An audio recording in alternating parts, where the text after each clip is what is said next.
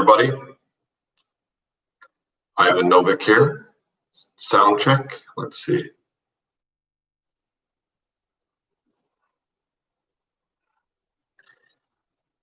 This is my first time using the YouTube streaming. So there's going to be some AV check and some testing.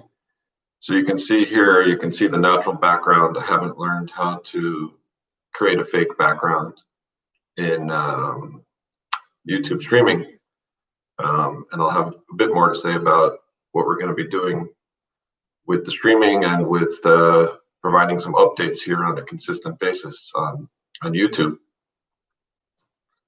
And I'm just looking around here to see how this works. So today what we're going to do is we're going to get through some AV checks, make sure that we can access the system, we can talk, and I can see comments, etc. And then we're going to be, I have some material here on the latest info regarding Greenplum, which I'm going to go through on a casual basis here and try and see if we can get other people to join in and provide some questions, and we can do some Q&A. So bear with me here.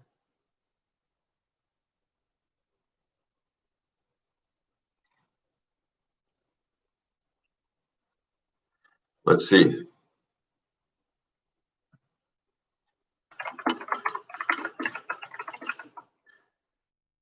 Right. Well, we're going to give it a go, and we'll see how this works, and we'll improve it next time if it's not perfect. So some housekeeping items to get started. Let's see here.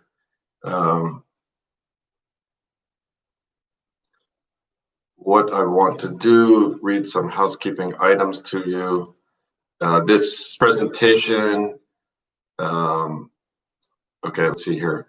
All software releases are on an if and when available basis and are subject to change. This information is provided without warranty of any kind, express or implied. It's not a commitment to deliver any material, code, or functionality. All purchasing decisions regarding software should be made based on the currently available features, and any release or timing of any new features or functionality described in this presentation may fully and totally change. So just get that out of the way. All right. So I see there are some folks on the streaming. It would be great if somebody on the streaming could go and throw a chat in the chat message just to wake that channel up and I could see some interaction. But in any case, we will get started. So starting with, I want to give a happy birthday announcement to Greenplum version 6. So Greenplum version 6 released in September of 2019. We're now in October 2020. And as I've learned in my career, I always would love to celebrate releases 1 year after they're done. That's when you really know, that it's worth celebrating. And we've been getting really good feedback on Greenplum 6. Quite a few major installations, people upgrading from Greenplum 4.3 to Greenplum 6, and feedback in the order of things like, this is the best release ever. Is this, users asking, is it running on empty tables or is it really running on the data? And then checking and saying, oh yeah, it's working correctly. Can't believe how fast it's running. So really, and from a quality point of view, this is rock solid. As this is I want to also give a quick warning. This is an infotainment session, so it's meant to be slightly entertaining as well, not just informative. Few stories I wanted to share with you. One is, it's always great to hear from the new generation terminology, movies and things that you've never heard of and be introduced to them. So I was introduced to a terminology called something called the GOAT. Now, I don't know if you all know what the GOAT means in popular culture, but it means apparently the greatest of all time. So I would say at this point, Greenplum 6.11.1 is the GOAT. It's the greatest Greenplum of all time. It is the most rock solid stable. It is the most performant, most feature rich.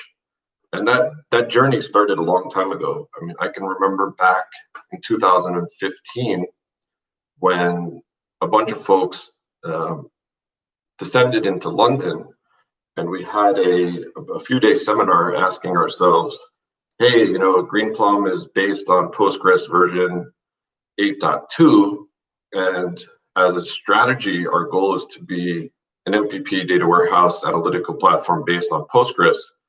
How can we feasibly move from Postgres 8.2 to a modern or recent version? And that started back in 2015. And when we were open sourcing Greenplum, and it took a long journey that we've been on here. And now to see 1 year after the Greenplum 6 release and to see the feedback and some of the things that started out, kicked off in people's minds back in 2015 being used in production in 2020, and really seeing the benefits now on global scale data warehouse systems that have thousands of users and millions of queries running at scale and running 24/7 operations with extreme performance. It's really, you know, so happy birthday to Greenplum 6. 1 year, happy birthday, and many more anniversaries. And today we'll also give a little sneak peek as well into Greenplum 7 and what we're thinking about there. But while we're still on the topic of, hey, what's new, what's going on in Greenplum, and again, a quick ask, anybody on the live stream, if you could throw a message in the chat. Nobody's throwing a message in there. It'd be great to figure out how the system works. By the way, I did a little research and found another platform that can be used for live streaming. It has a lot more features. It still goes to YouTube, but it allows for multiple co-hosts and screen sharing and things like that. So I'm going to give that a try as well in the near future. We can see how that goes. In any case, checking here from my notes, since we're not doing screen share. So another key point on the achievement of Greenplum 6 is really the diverse workloads. So there's a big argument, I would say, in the academic community, you can research this, about is it better to have one database that's general purpose and that can handle all kinds of diverse workloads? Or is the world moving towards a world where you've got all these specialized database platforms that do, you know, very individualized kind of workloads, and then you deploy a spectrum of these 10 databases? Hey, Craig, what's up? Thanks for the message. It's awesome. Hey, Brian, thanks for the message. It's really great. Now we got some interaction here on this streaming. Happy Friday from Europe and from the East Coast, getting these messages. So thanks for that. So anyway, back to the perennial debate of one big database versus all these specialized databases that have specialized use cases, and they're both sides of the argument. There's academic folks writing that, you know, you'll never be able to get the performance with a general purpose DB that you can get with a special purpose, and other people saying, you know, the cost of operations of having 10 technologies and 10 DBA teams and whatnot is overwhelming, and that people will consolidate to one platform that works pretty well for as many workloads as possible. And if you look out in the world and you say, you know, let's look at the evidence, who's been successful in the database world? Well, let's look at, you know, who's the most famous database company out there. Okay, I think I can say it without getting sued, right? So Oracle is a big famous database. Is it a specialized database? No, not really. It's a general purpose database. It just kind of works, right? And I think when we look at Greenplum and we look at the MPP, the question is, the feedback we've been getting over the last decade is okay, we're using you guys for data warehousing, for advanced analytics, and once you become into production, now the expectations of the users change, is that they see this big database supporting 50 terabytes or 100 terabytes or a petabyte or more data. And they're asking the question like, hey, Ashwin, what's up? By the way, good morning. Sunnyvale. So they're asking the question like, now that I've got this system live, like I need to do all kinds of normal database operations. I don't want to have like another database to ask like query number 17 and another database to query 18. So one by one, people keep asking for all the features of a database. And when you look at Greenplum 6, you can see that we really have broadened the scope. So we have achieved something like 10,000 or 30,000 single row updates per second based on indexes, right? That's traditionally known as an OLTP workload to do updates, right? Single row updates, but we're able to do tens of thousands of updates a second on Greenplum 6. And that's just one example. We're also able to go to the other spectrum and say, hey, complex many table joins where you need the ultimate query optimizer that knows how to do join order and has a whole series of algorithms to search through the infinite space of query plans when you have a subquery and you have correlation and you have 8 tables or 50 tables or 20 tables, and you need to determine the proper join order. You need to determine on an MPP whether it's broadcast or distribute or to distribute the query. So all these things. So we're talking about anything from the super complex query to the traditional group bys and aggregations and sorting to the short queries where you're doing single row lookups and updates, and then even down to things like machine learning, things like geospatial, things like graphs. So really the goal for us with Greenplum 6 is to have this robust database that just works, and it just works on 50 terabytes and it just works on 500 terabytes and it just works on 5 petabytes. Right, and so I think we're well on our way there with Greenplum 6 and getting great feedback. By the way, if there's anyone out there, I see there's now double digits folks on the chat. This is also a fully open to interruption, disruption. Throw in if you have any Q&A, if you're a new user, a newbie, or anything like that. Throw in your chat. We also have some experts on the line that can answer the questions if I don't see it or get to it. Another thing that's in the what's new category, definitely want to point out to you folks, is resource groups and workload manager. So now that you've got this huge database and this huge, let's say you've got 10,000 users that want to access the data, and you've got, let's say, I don't know, 500 terabytes of data, and you've got people from, let's say, 20 departments in your business, and they all want to access the same system. So how are they going to do it, right? And how is the administrator going to create order to make sure people's needs are met and SLAs are met? So the resource groups, which is the superseding technology from Greenplum's resource queues, it uses the underlying C group technology and provides swim lanes where you can allocate specified amount of resources, memory, CPU, et cetera, and make sure that the people who need the resources get the resources in an orderly fashion. And that framework lays the key foundation for multi-user resource scheduling. Now, for the folks out there who are longtime Greenplum users but maybe busy on their day job, it's important to recognize all the parameters have changed. When you switch over from resource queues to resource groups, it's really important to read the manual and see what the new parameters are. You might be used to setting vmem protect limits in resource queues. That's an irrelevant parameter in resource groups, so definitely don't care what the vmem protect is, right? You just set percentages of how much memory, and it's important to read the manual and set up your resource groups correctly. But then with the workload manager, what we're bringing is the dynamic. So you can go in there, you can look at a slow query or a really CPU hog query. You can click on it and say, hey, move that query to a high CPU workload. Let's say I created a resource group for CEO that's got some dedicated resources. I can click on the query manually and move it to either a penalty group or to a high CPU group, and then you can change it on the fly. It'll just adjust dynamically and start processing.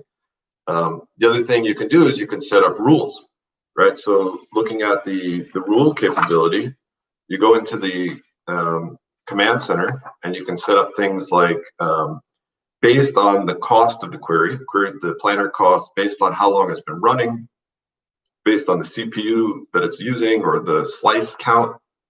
You could set up rules. You can either automatically terminate the query.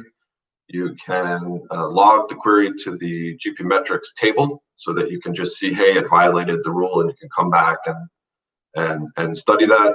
Or you can switch it to the another resource group on the fly. So you can say, hey, I've got a penalty box query, anything, penalty box group, anything in that query, anything in that meets these parameters, it's taking up too much resources or it's taking too long, move it to the penalty box, slow it down, let everybody else continue. Or terminate it, whatever you want to do. So that is on the resource groups. Now, this is an infotainment session, so I wanted to test and see if I can play Spotify music and if you can hear it here. If there's anybody still on the line, please, can you confirm me if this is an audible music?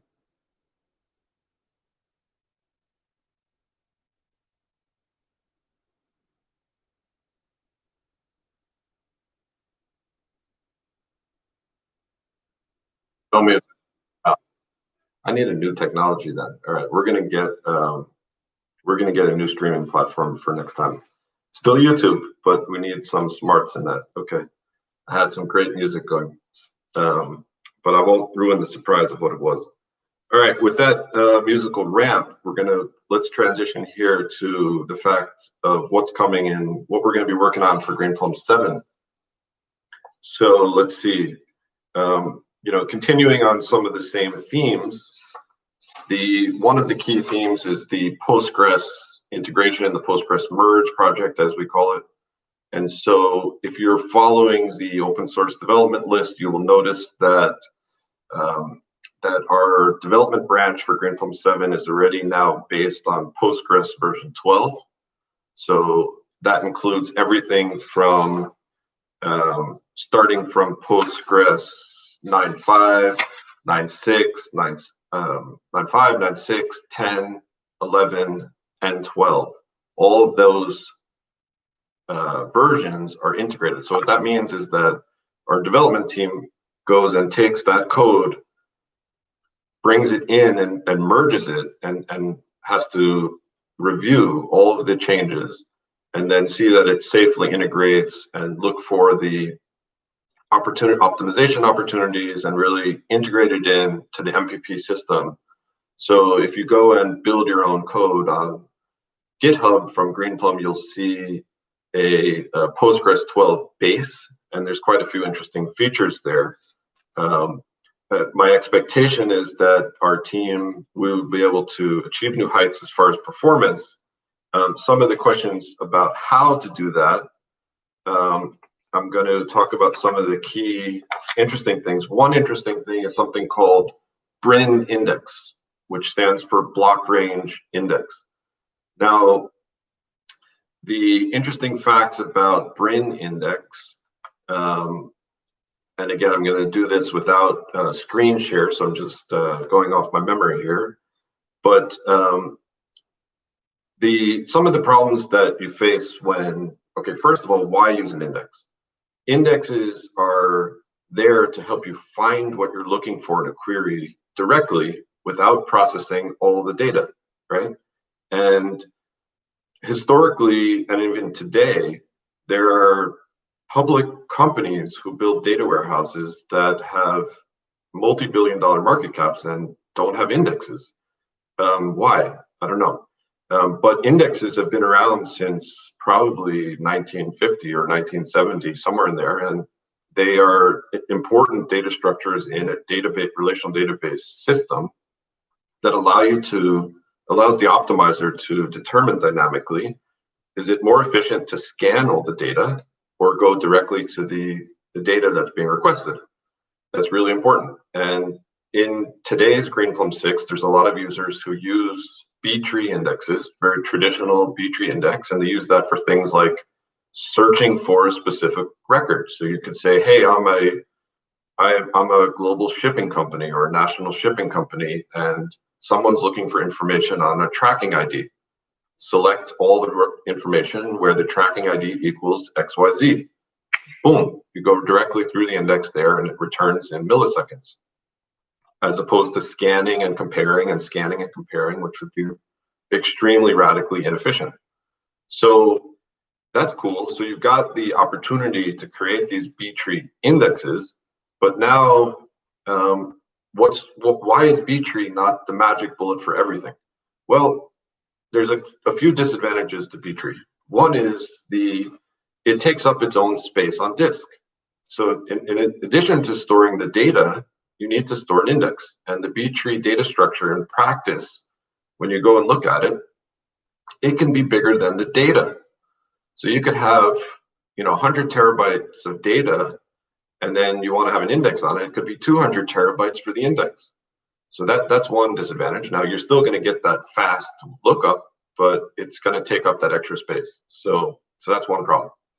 Another problem is once that index is in place, if you try to continually load more data, so you've got these tracking IDs, or let's take a different example instead of tracking IDs. Let's say we're running a stock market and we've got trades.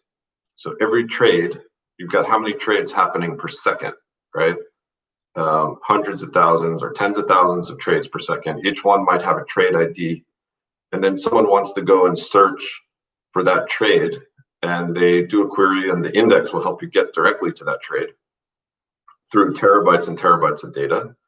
But the problem is the trades keep coming. So when do you create the index? You can't wait and create the index later, right? You need to be creating the index. Then the index needs to be in place, and you need to be loading the trades. The problem is that loading data into the Btree is a whole bunch of distracted, I don't want to use a technical term like random, but it's a whole bunch of IO operations which are expensive, and it turns out that this could slow down your loading by an order of magnitude, something like 10x. So you don't want that, right? And so a lot of people have to then do gymnastics to, hey, let's create index on old data, the new data as it's being loaded, we won't have an index, we'll do sequential scan, and then we'll come back and we'll put an index later. So that's a problem. So that's what I'm pointing out is the second kind of problem with Btrees, which is that loading with the Btree in place will make it something like 10x slower. So that's a problem. So bring in now the new kid on the block, which is the block range index, BRIN Index, and it has characteristics which solve these two problems. It has the ability the space on disk is going to be a small fraction of the data. So that problem is solved. And secondly, the loading speed will be still slower than with no index, but dramatically faster than a Btree. So you can have this BRIN index on, continue to load, and not experience nearly as much of a penalty in terms of loading. And depending on what kind of query you ask, it can still save a tremendous amount of IO and make the queries dramatically faster, or in some cases equal to a Btree. I don't want to promise in all cases because it is fundamentally different what a BRIN index does than a Btree. So you're going to have to look at it and study that and see, hey, is this a good use case for a block range index or not? But it's another tool, and I think it'll be widely used. It has been widely used in a number of popular systems. I'm not going to name the brand names, but they do have BRIN index in or equivalent to BRIN indexes in quite a few other databases, and that's an important new thing that's going to help a lot. And that's a feature that Postgres has, and looking forward to seeing that it's actually available in open source if you build your own Greenplum right now. So I think I'll just maybe touch on one more feature and another ask. If anyone has any questions out in the chat, feel free to add the questions. There's a lot of stuff going on for 7. I'm not going to go through everything and use up all the content for the future. Today we talked about the BRIN index. One more thing I want to talk about today is, let's see which one I want to pick. Compiled queries, or just-in-time compilation, also known as JIT, J-I-T, just-in-time compilation. So what is this? So just-in-time compilation means that if you think about it, SQL is a programming language. And if you study in computer science, it's an interpreted program language. It's not actually, you don't run SQL when you write the SQL through a compiler. You don't write your SQL, compile it, and get a binary, and then go run your query. What you do is you run SQL, you throw it out dynamically to Greenplum or any database, and then on the fly, Greenplum will convert that into an execution plan and execute it, right? Now, compare that to writing code in C++. When you write code in C++, you write the code, you compile it, then you get a new file, that's the binary file, and then you run that. That code is going to be optimized by the compiler. So what we're talking about here is when that SQL comes in to the database, then on the coordinator node or the dispatcher node, the node that receives the query, one thing that it's going to do is a new additional step, which is it's going to run it literally through a compiler, and it's going to produce optimized machine code specifically for the query that you executed. So it's not going to literally run the database binary software. It's going to generate new binary software that runs to execute your query for every query that's executed. Now, that could take, I don't know, 10 milliseconds or some number of milliseconds. So it can't be used universally, because if you're running really short single row lookups, you don't want to be doing that every time. But imagine you're running a big processing, sure, you'd spend 10 milliseconds to optimize it before you execute it. And there's going to be a number of parameters and gucks to control that.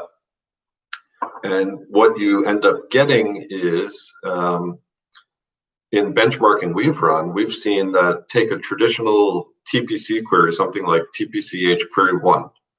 In development circles, that's a famous query because it's a very basic group by aggregation select query, if I recall, and does some very common actions that anybody who's doing basic reporting or analytics on a data set would do. And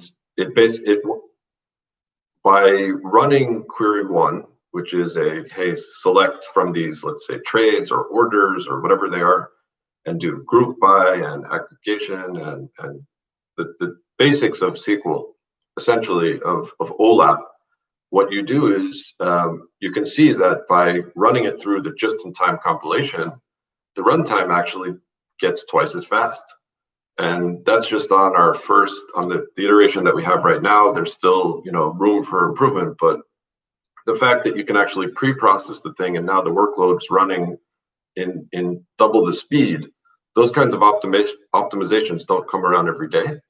And so being able to inject this capability into Greenplum 7 and let it loose on your huge workloads and seeing what will happen when you dynamically compile these queries into faster runtime executables, it should be quite interesting. And it's going to be, when we start adding in all these pieces, I think that when we finally get to Greenplum 7, people are going to have that new car experience where you get that new car and you say, oh my God, I should have gotten a new car a long time ago. It is so smooth and fast, right? And I think that's what people are going to get.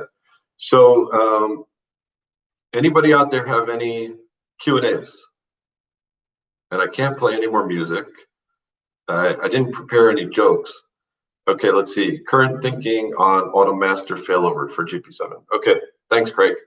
So in the vein of it just works and having a database that just can meet 90% of your expectations for use cases at large data sets, one of the really important features in my mind is to take our master failover to the next level of automation. So we have a redundant, originally called master node. It's going to be renamed. I believe the new name will be called the coordinator node.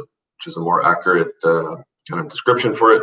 But in any case, the single point of entry where the queries come, and we have currently in Greenplum high availability, that if that machine fails or that VM fails, you can start it up on a new machine and you won't lose anything, come right up. It's very rare occurrence and whatnot. But what we need is a system that can dynamically shift between multiple coordinator master nodes on the fly.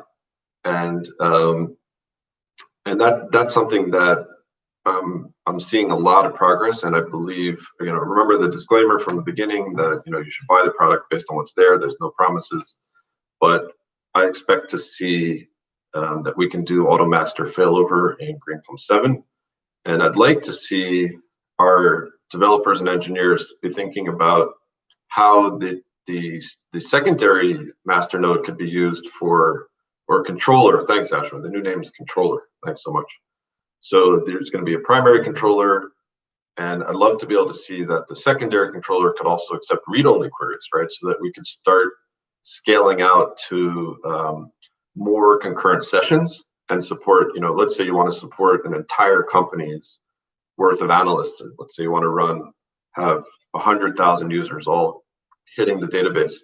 So having that secondary master, and if you look at Postgres technology, Postgres already has a replication system which we use for the controller, but it also has the hot standby capability, the ability to query the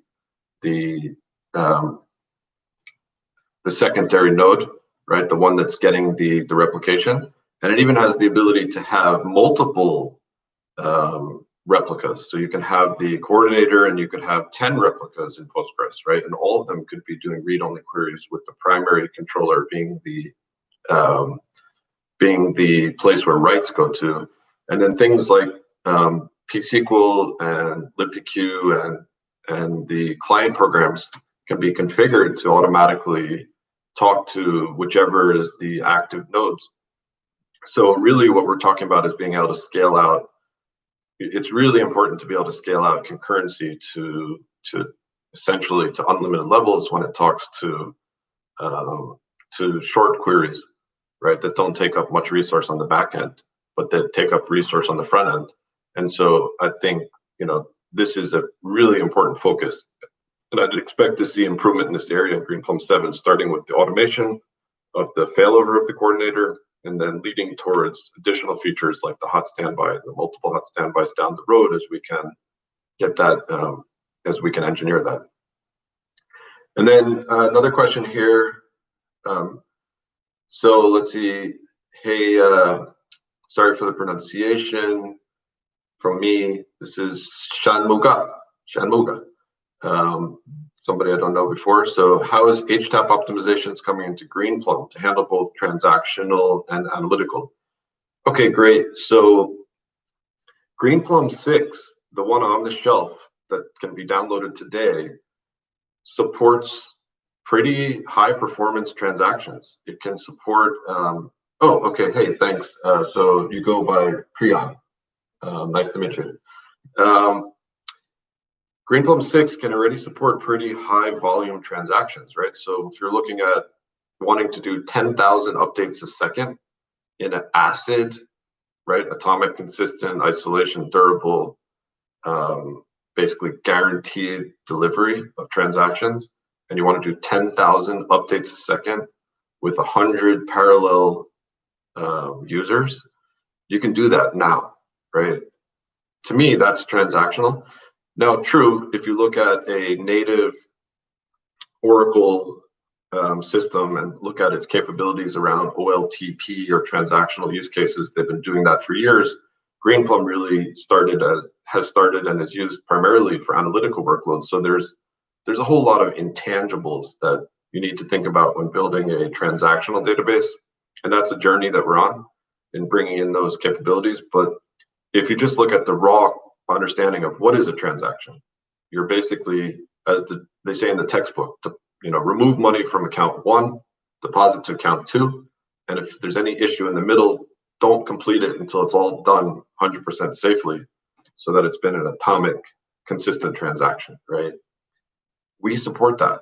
We support that now, right? And we can support that in the order of magnitude of thousands per second, right? With indexes, and that's available today. So if you have, a very heavy analytical workload, very heavy reporting workload, and you want to integrate transactions into that same system, we're one of the only systems that can do that today, right? And we're going to keep pushing that edge. So thanks for the question, Priyan.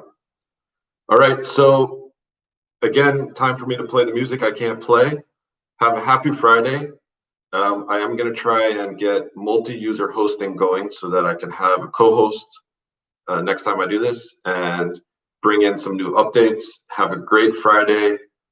Enjoy working on and using Greenplum, and see you next time. Bye, guys.